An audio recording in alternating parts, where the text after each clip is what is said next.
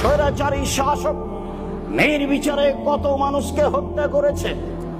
এই দেশের নিরীহ নিরপরাধ ভবিষ্যতে জাতির জাতীয় সম্পদ শত শত শিক্ষিত ছেলেকে হত্যা করেছে।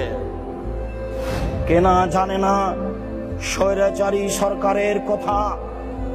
পিলখানায় দেশের ঊর্ধ্বতম সেনাদের হত্যা করেছে। পৃথিবীর মানুষ জানে নির্বিচারে বহু মানুষকে হত্যা করেছে।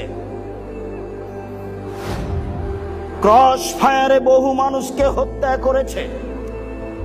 বহু মানুষকে গুম করে অন্যায়ভাবে ন্যাক্কারজনক, নোংরা, অশোভনীয়, ঘৃণিত পদ্ধতিতে হত্যা করেছে। সিলেটের বিত্তশালী সুনামধন্য এমপি ইলিয়াস তার অন্তর্ভুক্ত।